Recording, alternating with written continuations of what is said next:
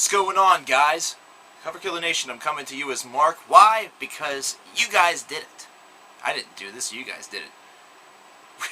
It's time to crack a bottle, ladies and gentlemen. We hit 1 million views. This happened a couple days ago, right before the first of the month, and I've been trying to think of something special to do for you guys for this particular occasion. But for myself, I think it's time for me to truly crack a bottle of wine. Yeah! Yeah, we have a corkscrew now. We have a corkscrew now because, as a lot of you remember in the blog TV, that didn't go very well. And a shirt of mine is no longer with me. It's aged well.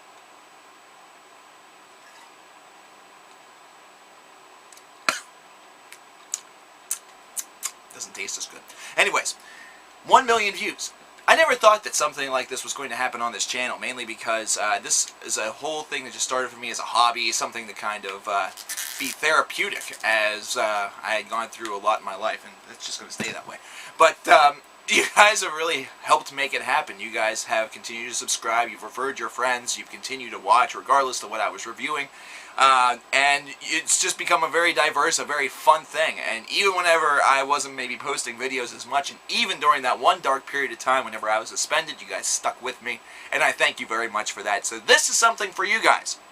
Some of you have seen this video before, but a lot of you, in fact most of you, I'm sure have not. Many of the nations have probably wondered what Cover Killer's first video was like. Now, a lot of you know that I covered Saint Anger by Metallica with my very first video, but I doubt a lot of you have seen it. So what I'm going to do for you guys as a special 1 million subscriber treat is that I'm going to give you guys that video, and you guys are going to get to watch it right here, right now, right live. I'm just, yeah. So here we go. The first video that I ever posted. It ain't pretty, it's not great, but here it is. Say, what have we here? Another great album to listen to, something that's going to make me feel great inside and absolutely make me trust in music all its own? Absolutely not. It's Saint Anger from Metallica. Saint fucking Anger. God, why am I even doing this? I don't even know. Probably because I'm bored, and probably because this album has pissed me off long enough and it's time for me to go on record with it. Anyways, Saint Anger was released roughly 5 years after the last Metallica release came out, which was, of course, Reload. Now, a lot of people will dispute that and say that Garage Incorporated should count as a technical Metallica release. Well, I'm going to be a little bit dense and say not really. Mostly because it was a covers album. Now, be forewarned, the covers album Garage Incorporated was probably better than both Load and Reload, which means that if they can do other songs by other bands better than they can do their own, it shouldn't be much to, promise or anything like that. And whenever Saint Anger was released in 2003, the general consensus was that it was going to be the salvation, that Metallica was finally going to return to form after they sort of took a sidebar in the 1990s in the more melodic environments. Well, then Saint Anger came onto the radio.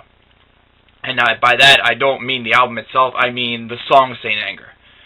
Firstly, how many times do you see a song on a Metallica album that has the same name as the title? Master of Puppets, Ride the Lightning, yeah. I understand. It's happened before. It's not something that's incredibly rare. However, the difference between Ride the Lightning, Master of Puppets, and even And Justice for All, as compared to Saint Anger, is that these songs were actually good. These are songs that we listen to on the radio whenever they come on, and we actually remember a time of hope with our favorite metal band. And this Saint Anger was not it. It was boring. It was dragged on for far too long. The lyrics were very, very poorly thought out, and James just sounds like a wimp. Saint Anger around my neck, Saint Anger around my neck, he never gets respect, Saint Anger around my neck. Come on. 2 lines. This is something that should have been thought-provoking. Something like Saint Anger kind of brews a little bit of curiosity inside of you, kind of makes you think. But instead, we are just left with a crockload of shit. And that's really what this album is. There's not enough words in the English language, nor is there enough time for me to accurately describe this piece of crap atrocity. And the thing is that I'm doing this mostly because I can, and because it's just been bothering me for too long. But at any rate, I should probably give you some auditory type thing, something that you can listen to off this piece of garbage. So, regretfully, I'm doing this. And I say regretfully because I actually want fans. I want people to watch my videos and be, willing to enjoy them and be compelled by them. But with something like this, I'd be tempted to click to a different video too. So I totally understand if you call me out and say that I'm full of shit. But right before we get to that, before I end this with some auditory samples, let me give you a general consensus. Firstly, as you know, Jason Newsted, the bassist that's probably the best well-known besides the dead Cliff Burton, was not on this record. The bassist was instead Bob Rock, who's of course the famed producer who is known for ruining bands, Metallica being one. He produced an Our Lady Peace album right around the same time that was absolute crap. And no, it's not Spiritual Machines. He's also done work with Motley Crue, and well, we all know how Motley Crue has gone since, I would say, Dr. Feelgood. Their albums have progressively gotten worse, and Tommy Lee has become just a big Pamela Anderson hepatitis C boning whiner. I realize that I stuttered doing that, but let's face it. If you have to see that sex tape, if you actually want to see that sex tape, good luck.